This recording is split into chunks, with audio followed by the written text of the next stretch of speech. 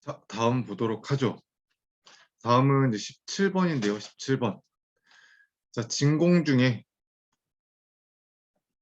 3m 간격으로 두 개의 평행판 무한평판 도체에 각각 플러스 4 쿨롱 per 제곱미터, 마이너스 4 쿨롱 per 제곱미터의 전하를 주었을 때, 자, 전하의 단위를 봐주셔야 돼요. 우리는 원래 전하라고 하는 게 쿨롱이잖아. 근데 이 쿨롱 per 제곱미터네. 우리는 이걸 뭐라고 한다? 면전하 밀도라고 해요. 쿨롱 퍼 제곱미터, 기호로는 시그마라고 많이 쓰고 있어요. 자, 이때 두 도체 간의 전위차라고 했는데 결국 플러스 4, 마이너스 4 뭐 이런 거 내용 다 필요 없어. 그냥 평행한 평판이야, 평행판. 자, 우리 이거 뭐야? 평행판이라고, 평행판. 자, 평행판의 전개 구하는 공식은 유전율 입실론 분의 면전함 또 시그마라고 그래요. 전위 V는 입실론 분의 시그마의 두 판 간의 간격 D라고 해요. 그러니 정전 용량 C분은 간격 D분의 입실론 면적 S. 이렇게 돼요. 자, 그럼 문제의 전위차라고 했는데 사실상 전위 구하라는 문제입니다. 전위. 그래서 밑에 내용이 쭉 뭐 이런 식으로 가는데 솔직히 다 필요 없어요. 공식은 이거야. 평행판의 전위 구하는 공식은 이거야. 자, 그럼 유전율입니다. 진공중이라고 그랬으니까 유전율은 8.85 곱하기 10의 마이너스 12승. 자, 면전함 밀도는 얼마냐? 4 곱하기 두 도체의 간격 얼마야? 3m. 3. 이대로요, 이대로. 그러면 1.36에 10의 12승이 나온다라는 게 답은 4번 나온대요. 자, 뭐 이런 식으로 내용 설명이다 뭐 하는 게 있지만 다 뭐야? 공식을 유도하기 위한 그런 내용들이에요. 근데 공식 유도도 필요 없어요. 결과식이 간단한 걸 뭐 볼 필요가 뭐가 있어요. 자, 그 다음 밑에 18번입니다. 자, 18번은 조금 좀 내용이 좀 필요할 수도 있는데 그림과 같이 내부 도체구 A의 플러스 Q, 외부 도체구 B의 마이너스 Q를 부여한 동심 도체구 사이에서 정전 용량을 구해달래요. 그럼 정전 용량 구하는 공식이 필요하겠네. 정전 용량. 자, 이때 우리는 도체구래요. 동심도체구. 동심도체구입니다. 동심도체구의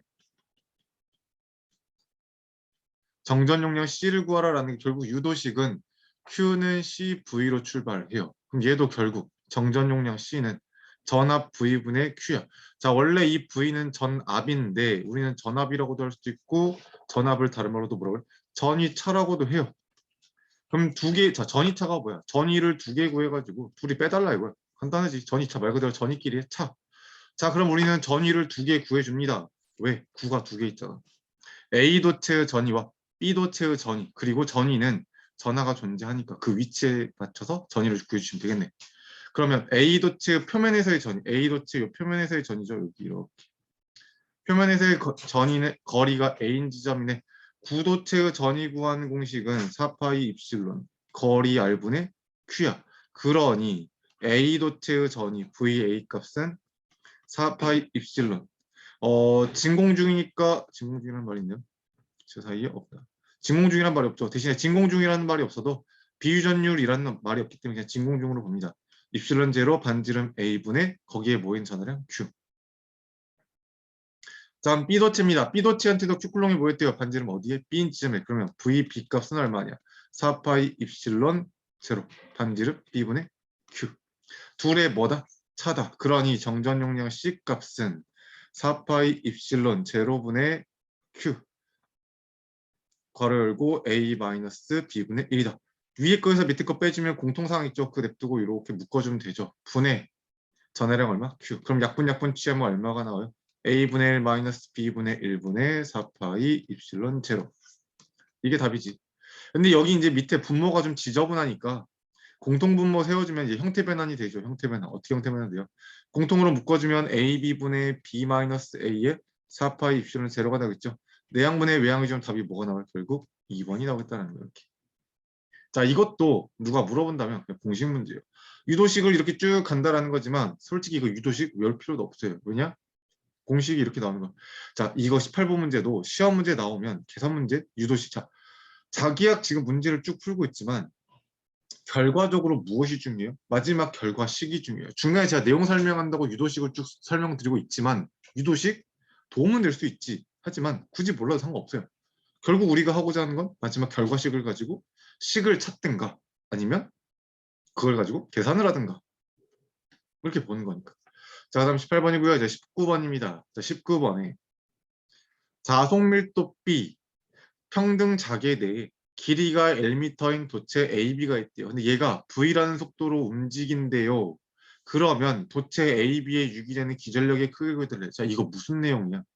플레밍의 오른손 법칙이에요. 오른손 법칙. 오른손 법칙이 뭐예요? 양쪽에 N극, S극의 자석을 놔둡니다. 3차원으로 치면 이렇게 되겠죠. N극에서 S극으로 자속이 날아가겠지. 그러면 이 자석 사이가 자개가 형성된 공간이에요. 자기가 형성된 공간 안에 나란하게 전선을 냅둬요. 이 계자랑 나란하게. 그리고 이 전선을 윗방향 혹은 아랫방향으로 수직 방향으로 움직여요. V라는 속도로. 그랬더니 이 전선에 갑자기 전류가 흐른대요. 이걸 결정짓는 게 뭘로 짓는다? 오른손 법칙으로 친다. 오른손에 엄지, 검지, 중지 쭉쭉 펴가지고 엄지가 속도의 방향, 검지가 자속 밀도의 방향, 중지가 흐르는 전류의 방향, 곧 기전력의 방향이다. 그래서 이때 만들어지는 기전력은 어떻게 구하느냐? V랑 B가 필요해요. V 크로스 B가 돼요. 원래 얘들은 다 벡터야. 근데 이걸 우리는 크기값만 구할 거니까 VB 사인 세타다라고 합니다. 그 하나 더 전선의 길이가 길면 길수록 자속 자개 내에 많이 형성되는 거기 때문에 형성된 공간에 많이 존재하는 거니까 길이 값은 스칼라로서 곱해줍니다. 어느 위치에서 된다. 자, 이게 뭐야? 오른손 법칙이에요. 그럼 결국 이 문제 오른손 법칙의 기전력 크기 구하는 공식 물어봤는데 크기 어떻게 나온다고? VBL 다음 몇 번? 1번하고 2번. 자, 문제는 이제 3번하고 1번하고 2번 이제 전류의 방향 봐달래요. 자, 그러면 자, 그림이 이렇게 나왔지만 자, 잘 보셔야 돼요. 자속 밀도는 밑에서 위로 올라가고 있고요. 전선은 A, B만 보는 거야. C, D. 자, 여기 뒤에 C, D 이어진데 B, C, D, A 이렇게 이어지는 데 있죠. 여기는 보는 게 아니고 우리는 A, B만 보는 거야. 이게 전선이에요. 이 전선이 오른쪽 방향으로 가고 있대. 그럼 오른손을 펼치신 다음에 검지가 위로 올라가고 있고요. 엄지가 오른쪽으로 가고 있어요. 그때 전류는 어느 방향을 향하고 있냐? 요 아래쪽 방향, 요 방향을 흐르고 있습니다. 요 방향으로. 이렇게 튀어나오는 거래요. 이렇게. 이렇게 흐른대요, 전류가. 자, 근데 이 전선이 뒤로 계속 이어져 있다면 전류는 어떻게 돼요? 이걸 타고 이렇게 흐르겠지. 이렇게 타고 올라갈 거예요. 이렇게. 자, 그러면 C에서 D 방향이에요? D에서 C 방향이에요? C에서 D 방향이에요. 다음 몇 번? 1번이에요. 이 뒷부분 파란색으로 색칠된 데 있죠. B, C, D, A. 이 부분은 원래 없었어요. A, B만 보는 거야. A, B에서 전기가 발생해서 근데 뒤에만 이어져 있다면, 연장되어 있다면 이렇게 되겠구나라는 거예요. 그래서 19번에 이렇게 봐두시면 돼요. 오른손 법칙입니다. 자, 마지막 20번인데요. 유전율이 입실론 1, 입실론 2인 유전체 경계면에 단위 면적당 작용하는 힘의 크기랍니다. 자, 단위 면적당 작용하는 힘의 크기를 단위가 뭐야? 뉴턴/per 제곱미터. 제가 아까도 말씀드렸지만 단위. 어마어마하게 중요해요. 왜? 내용 몰라도 단위만 보면 공식이 떠오르는 녀석들도 있어요. 단위를 보면. 왜냐? 자격증 과정이다 보니 공식이 한정되어 있어요. 너무 많은 걸 쓰지 않아요. 한정되어 있습니다. 자, 일단 우리가 주의 깊게 봐야 되는 건 첫 번째 에너지예요. 에너지는 두 개가 있어요. 그냥 에너지하고 최적당 에너지가 있어요. 그러면 그냥 에너지는 단위가 줄이고요. 최적당 에너지는 단위가 줄퍼 세제곱이에요. 그럼 우리는 외운다고. 외울 때 어떻게 외워요? 에너지 구하는 공식은 어떻게 된다고 외워요. 최적당 에너지 구하는 공식은 어떻게 된다고 외워요. 말로 외우는데 잠깐 시험 문제에는 좋게 최적당 에너지를 구해주세요 라고 말로 나오냐? 아니야. 아닌 경우가 있다 이거야. 나는 단어로 최적당 에너지라고 한글로 외웠는데 시험 문제는 최적당이라는 말을 지워버려요. 그냥 에너지라고 나와요. 에너지 구해주세요라고 나와요. 그럼 우리는 단어만 보면 에너지네 줄을 구하나 보다라고 줄을 구하는 공식을 쓴다고. 근데 이때 우리한테 중요한 건 이게 최적당인지 에너지인지 구별해야 돼요. 뭘 보고 구별하냐? 단위를 보고. 그래서 앞에 솔직히 에너지다 솔직히 별로 중요하지 않아. 문제 단위 면적당 힘의 크기다 별로 중요하지 않아. 그렇게 중요하지 않아요. 이거보다 더 중요한 건 단위예요. 그럼 줄 구하는 공식은 어떻게 구하냐? 2분의 1 QV. Q는 CV다 넣어주면 2분의 1 CV 제곱이 나오고요. 한 번 더 집어넣어주면 2C분의 Q제곱이 나와요. 최적당 에너지는 위에 나와 있는 에너지 있죠? 요걸 최적으로 진짜 나눠주면 돼요. 증육면체 최적 구하는 공식 가지고 평행판으로 나눠주면 돼요. 그러면 이렇게 나와요. 2분의 1 ED. 전속밀도 D는 입실론의 전개 2다라고 해서 2분의 1 입실론 2제곱 2 입실론분의 D제곱이 돼요. 자, 근데 줄 퍼 세제곱을 자세히 보셔야 돼. 줄 나누기 세제곱미터네.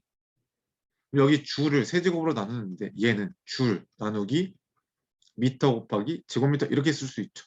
줄 나누기 미터래요. 이걸 우리는 뭐라고 쓰냐? 뉴턴이라고 써요. 뉴턴 퍼 제곱미터가 되겠네. 그래서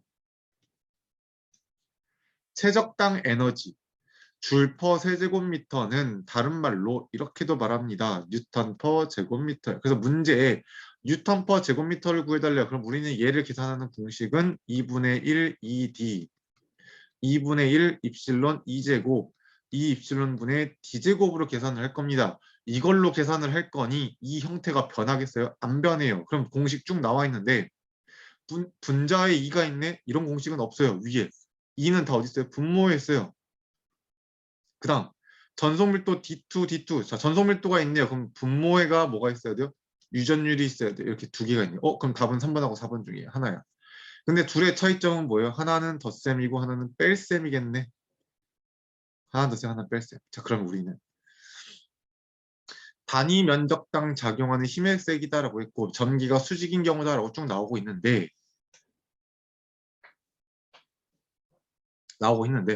자, 그럼 이게 덧셈이냐 뺄셈이냐라는 거. 당연히 이걸 설명하려면 밑에 나와 있는 내용처럼 뭔가 내용 설명에 들어갈 수도 있어요. 근데 하지만 우리는 내용 설명은 너무 많다고.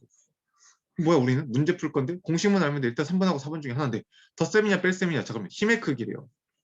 힘이 뭐예요? 자, 경계면이 있는데 위에 누군가가 있고요. 입실론 1인 유전체가 하나 있고요. 밑에 입실론 2인 물체가 있대요. 그럼 여기에 사람 A가 있고 사람 B가 있어요. 둘이 가운데 있는 이게 벽이야. 벽을 쳐요. 그럼 이게 뭐예요? 이 벽에 가해진 힘이야. 그럼 이 벽은 이 두 힘의 합이여 차가 들어가냐라고 물어볼 수 있는데 결국에 이 벽엔 큰 쪽의 힘이 더 뭐예요? 많이 가해지게 돼 있어요. A라는 사람이 힘을 이만큼 가해주고요. B가 이만큼 가해. 그럼 벽이 어떻게 돼요? 아래쪽으로 밀리겠지. 그럼 이 힘은 어떻게 구해요? 큰 거에서 작은 거 뺀 게 돼요. 큰 힘에서 작은 힘을 뺀 값이라고. 그럼 우리는 결국 힘의 크기는 뭐가 돼요? 두 힘의 차이야. A라고 한 A에서 가해지는 힘과 B에서 가해지는 힘이 두 개가 서로 반대 방향이니 차가 된다라는 것도 기억해 주셔야 돼요. 힘의 방향은 서로 반대니까. 이렇게. 답은 4번입니다. 자, 이런 식으로 문제 보시면 되고 물론 내용 설명도 있긴 하겠지만 그냥 단순히 공식 찾는 문제다라고 보셔도 돼요. 자, 이렇게 보면은 우리가 요거 1회차가 끝났네요. 자, 1회차가 끝났으니까 우리 또 다른 거 봅니다. 잠시만요.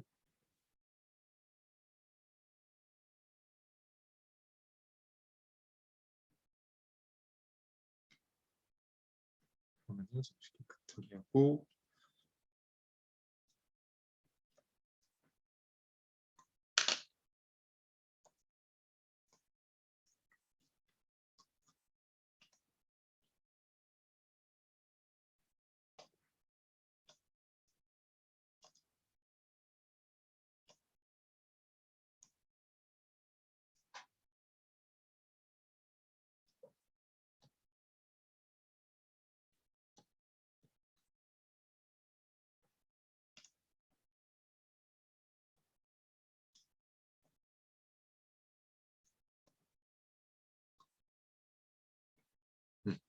자, 그 다음입니다. 그 다음은 20년도 3회입니다. 20년도 3회.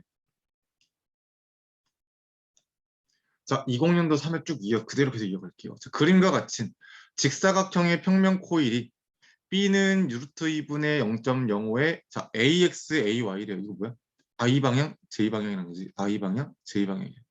자, 자속밀도 B가 이렇게 I와 J 방향으로 벡터지 형성되어 있다. 이 공간에 자, 코일에 흐르는 전류가 5A. 코일이 있는데 이 코일의 전류가 5A가 흐른대요. 자, 이때 G축에 놓여 있는 코일, 이 코일.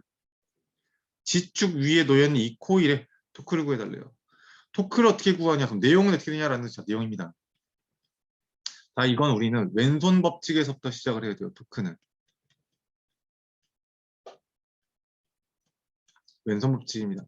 N극, S극의 양쪽에 자석을 냅둬요. 이렇게. 그러면 N극에서 S극으로 무엇이 자기가 날아가겠지. 자기가 형성된 공간 속에 전선을 둡니다. 나란하게. 그리고 이 전선에 전류를 흘려줬대요. 들어가는 방향 혹은 나오는 방향으로 전류를 흘려줬더니 자, 왼손 법칙은 뭐예요? 왼손을 엄지, 검지, 중지를 펴주시면 되지. 엄지가 힘의 방향, 검지가 자석밀도의 방향, 중지가 전류의 방향이에요. 자석밀도가 형성된 공간 안에 전류가 흐르는 전선을 냅두고 전선을 냅뒀더니 뭐가 발생한다? 전선이 힘을 받는다라는 거죠. 전선이 움직여요. 그래서 왼손 딱 피신 다음에 얘를 들어가는 방향이다라고 한다면 전류가 들어가면 이 전선은 아랫방향으로 힘을 받아서 내려옵니다. 아랫방향으로. 자, 옆에 전선 하나 더 나란히 놔요. 얘는 반대로 나오는 방향으로 전류를 흘려줍니다. 그럼 얘는 윗방향으로 힘을 받아요.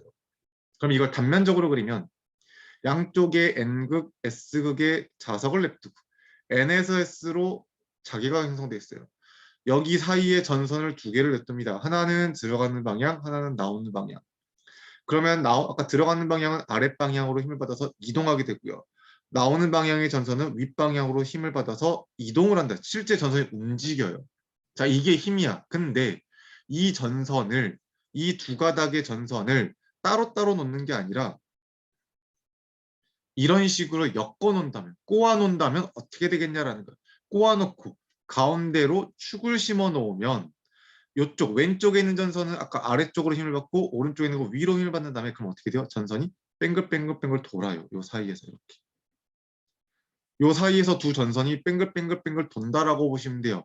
자, 돌면서 다른 회전체에 힘을 전달합니다. 우리는 이걸 T, 토크라고 해요. 회전시키는 힘이라고 해요. 이렇게 F라는 힘과 F라는 힘을 받아서 얘가 회전체가 돌게 되면 이게 전달력이 생겨요. 다른 물체를 회전시킬 수 있는 전달력이 생겨요. 이걸 토크라고 해요. 또는 이렇게 회전하는 힘을 우리는 토크라고 합니다. 회전하는 힘을 토크, 회전력이라고 해요. 그럼 이 토크는 어떻게 구하냐?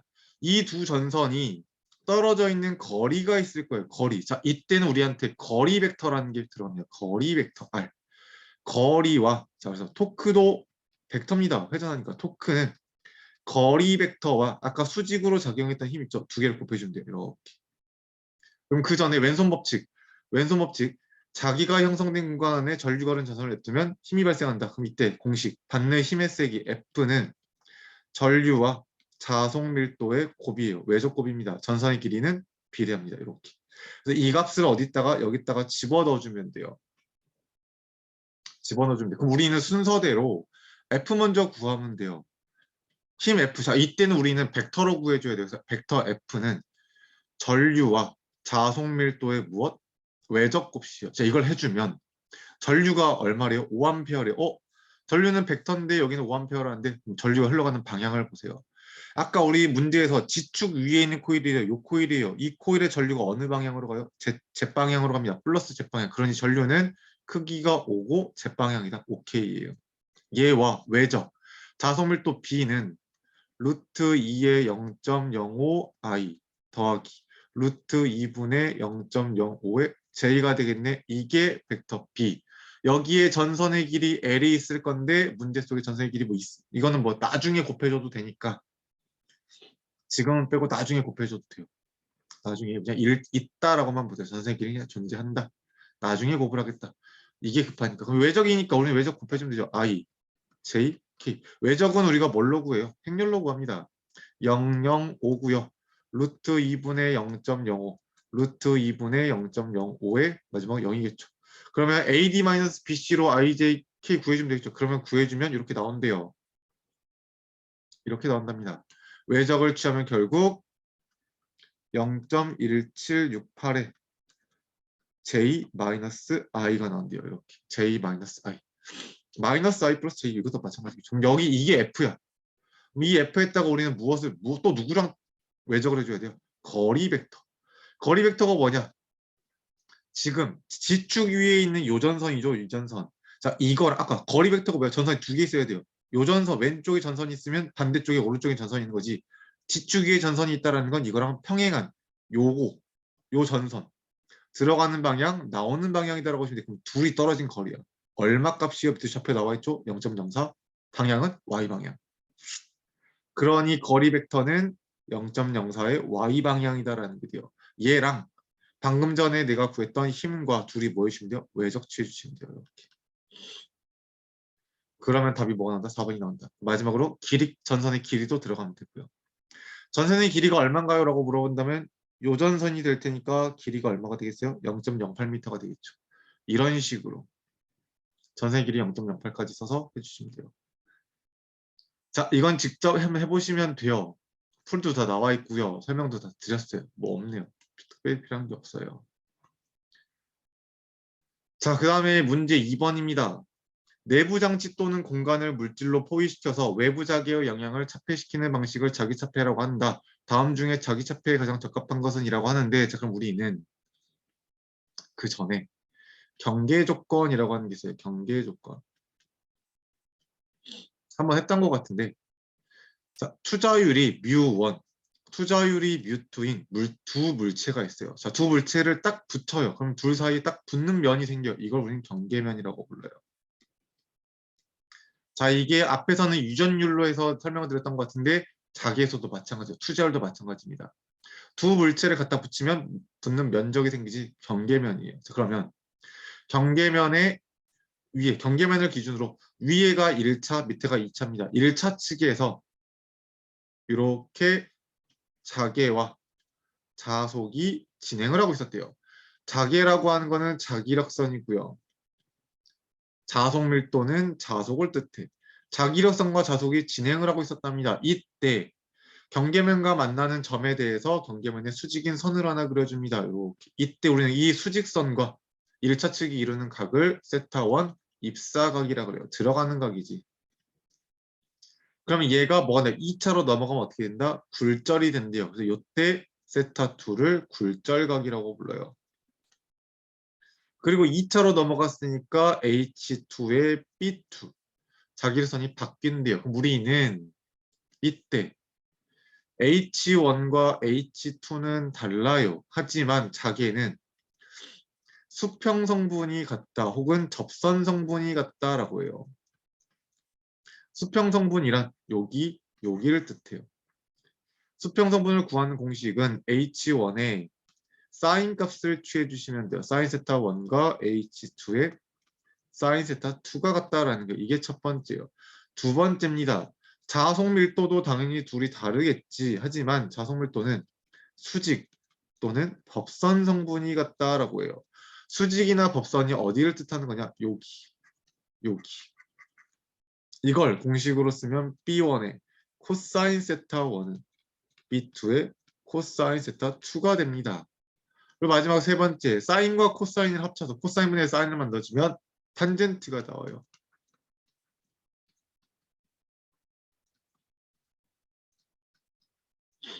탄젠트 세타 2분의 탄젠트 세타 1은 뮤2분의 뮤1이라는 공식이 나오더라라는 겁니다.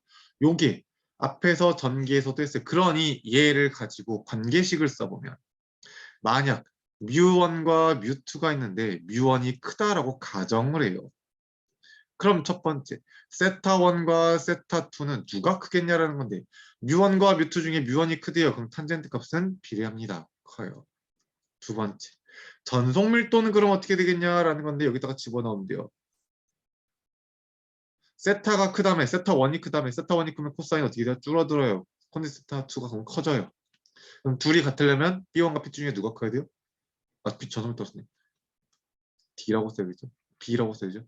자속 밀도 B1과 자속 밀도 B2 중에 누가 커야 돼요? B가 커야 돼요. 1이 커야 돼요.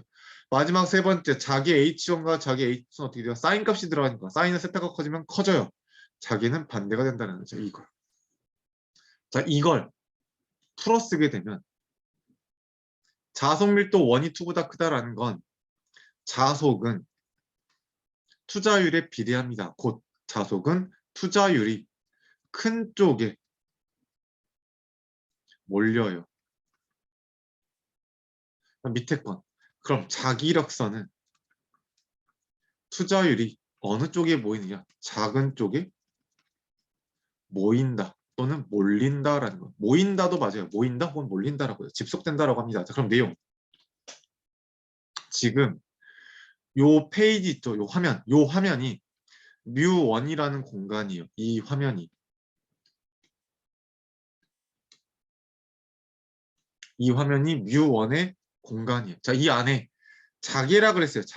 자기가 이렇게 진행하고 있대요. H1이 이렇게 반드시 진행하고 있어요. 여러 가닥. 그럼 여기다가 물체를 제가 하나 냅뒀어요. 여기 물체를 공을 하나 냅뒀습니다. 그럼 이 공은 당연히 H1을 그대로 다 받아요. 왜 H1이 이대로 쭉 직진할 테니까 이렇게. 이 공은 H1을 이대로 다 들이받습니다.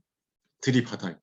근데 문제에 나온 내용은 뭐냐? 자, 이거를 차폐하고 싶대요. 막고 싶대요. 그래서 이 공을 다른 물질로 이렇게 포위해요. 이렇게.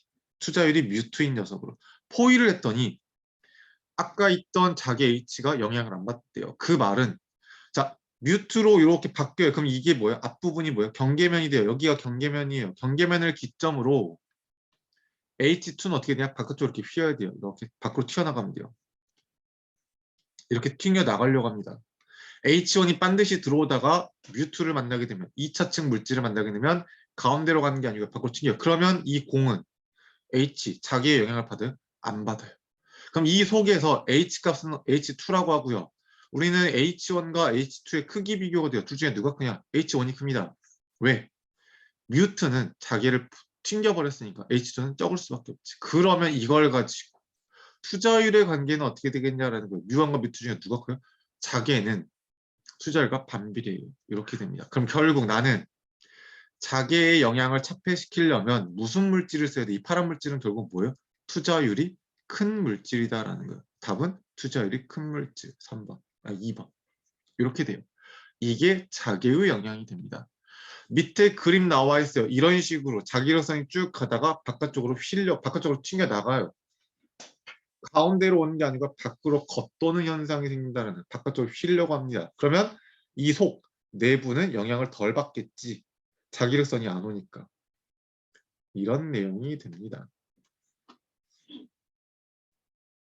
자, 여기까지 보고 잠깐 한 번 더 끊어가도록 하겠습니다.